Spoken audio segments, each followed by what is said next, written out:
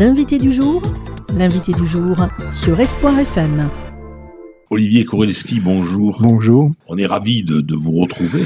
Et moi, je suis ravi de revenir. À chaque festival littéraire, vous êtes médecin, vous êtes néphrologue, mais vous êtes aussi romancier et vous écrivez des romans policiers. Voilà. Et votre dernier roman, Une morte de plus. Une morte de trop. Non, pardon, Une morte de trop. Voilà. Alors, pourquoi il y a l'assassin fait une victime supplémentaire qui n'aurait pas dû. Oui, effectivement, c'est exactement ça. C'est pourtant un type tout à fait peu recommandable qui a déjà plusieurs morts à son actif sûrement. Et là, il en a fait une de trop, ça va se révéler au fur et à mesure de l'histoire. L'histoire commence par une évasion sanglante d'un centre pénitentiaire et le gangster en question veut organiser un casse d'une bijouterie avec ses complices. Donc il s'évade, il se cache et en fait il était en même temps recherché par la police qui venait l'interroger à la prison le jour où il s'évade pour un meurtre qui a été commis il y a 1 an sur lequel on avait retrouvé son ADN. Donc c'est là où la morte de trop, c'est celle-là. Et le policier qui vient l'interroger, donc il peut pas l'interroger parce qu'il s'est évadé, tombe immédiatement amoureux d'une superbe matonne qui a été prise en otage par le fuyard et libérée dans un deuxième temps. Et alors donc après, c'est une histoire où le policier est très amoureux de la jeune matonne, mais il a des ennuis avec sa hiérarchie parce que la matonne en question ne semble pas dire toute la vérité, donc on sait pas très bien si elle joue un jeu particulier ou pas, si elle est innocente. Là-dessus, il y a des flashbacks avec des histoires anciennes qui remontent à l'enfance, on sait pas très bien où ça mène, puis les histoires finissent par s'entremêler et on comprend tout à la fin. Mais dites, quel imbroglio! Oui, je me suis beaucoup amusé avec celui-là, c'est vrai que c'était régalé, on va même dire. Alors, Olivier Korelski, où est-ce que vous trouvez toutes ça, quelquefois, je trouve pas ça très facilement, puis quelquefois, ça vient il y a par exemple plusieurs romans précédents dans lesquels l'étincelle est venue d'une histoire vraie. C'est comme les histoires sont fictives, mais c'est comme les œufs en neige et la mousse au chocolat, il y a des anecdotes qui sont incorporées dans les histoires, et quelquefois, c'est ça qui donne le début de l'idée d'écrire un roman. Donc là, je ne sais plus comment ça m'est venu, mais j'ai travaillé progressivement sur le scénario et je suis en train de travailler sur le suivant qui sera le 13e. Et ça, celui-là va retourner dans les murs de l'hôpital. Mais là, vous connaissez. Voilà. Non, mais c'est ma marque de fabrique. Celui-là est un policier pur et dur, mais là, il va retourner dans les murs de l'hôpital. Un hôpital du Morbihan qui n'existe pas, où il y aura une série de petits troubles, genre 7 morts sur ordonnance. Enfin, on va voir. Alors, est-ce que vous continuez à avoir une consultation? Oui, plusieurs consultations en néphrologie, dans une clinique et dans un hôpital de la région parisienne. Comment est-ce que vous arrivez à concilier à la fois votre travail d'écrivain et votre métier de praticien hospitalier? Le métier de praticien est très court, puisque maintenant c'est une seule journée par semaine très remplie, parce que j'ai tout concentré sur le mercredi, quelquefois le vendredi quand j'ai pas le temps de tout faire, mais c'est une fois par semaine avec évidemment les courriers, les coups de téléphone entre-temps, mais ça me laisse quand même pas mal de temps pour faire de la musique et pour écrire. Parce qu'en plus vous faites de la musique. Oui, j'aime bien. Qu'est-ce que vous faites? Du piano. Mais du piano en amateur, ça fait simplement comme je fais du piano depuis très longtemps, je continue. Et donc voilà, c'est une deuxième passion avec l'écriture. Et la médecine. Et la médecine, qui est ma vie, on va dire. Oui. A priori.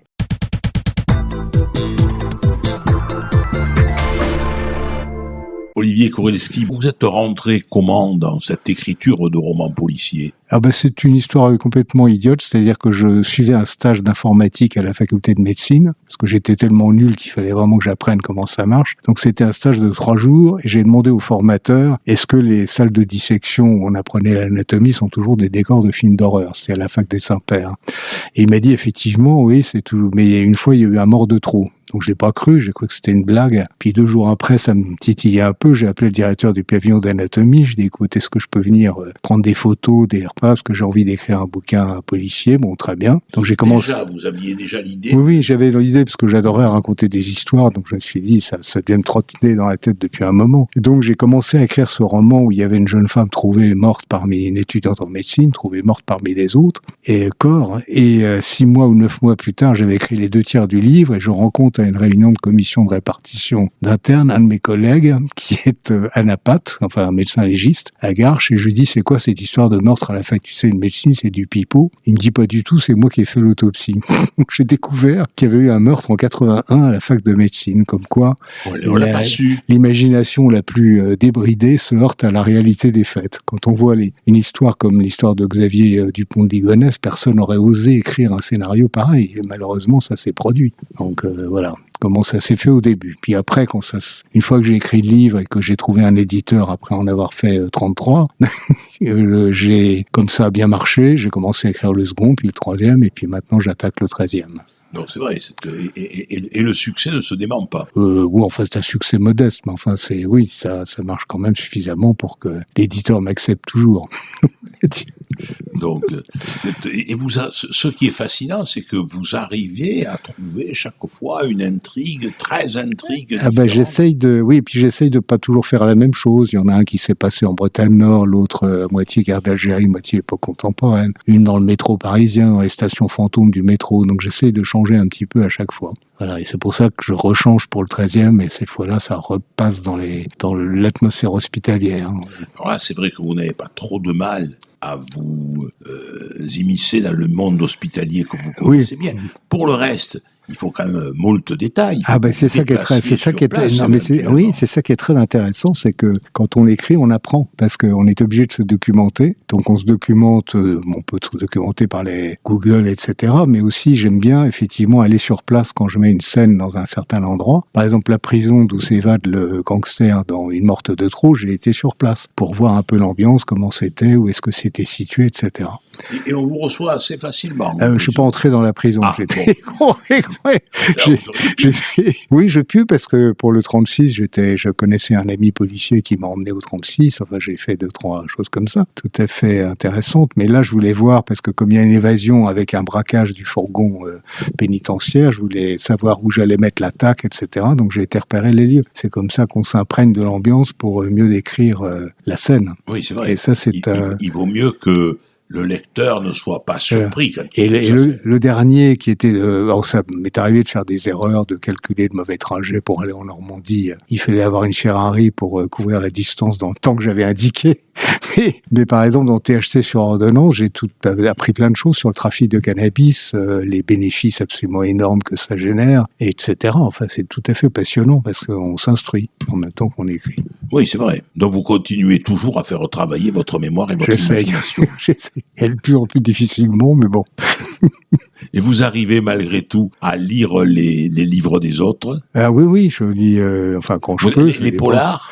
De tout, des polars ou les livres d'histoire. J'aime beaucoup tout ce qui est histoire, Deuxième Guerre mondiale, etc. C'est assez passionnant. Donc des polars ou des romans aussi, quelquefois, ou des livres historiques. Oui. Fred Vargas, ça vous... c'est pas celle qui me branche le plus, honnêtement. Je lis plus, j'aime bien Michael Connelly, je rate jamais aucun de ses romans. Il y a Peter James, qui est un auteur anglais que j'aime beaucoup aussi. J'essaye un peu de tout, ça dépend. Merci beaucoup, Olivier Avec plaisir. Kowinski. J'espère une prochaine fois, parce que j'adore ce salon. Une morte de trop, édition Glyphe. Merci beaucoup. Merci. C'était l'invité du jour sur Espoir FM.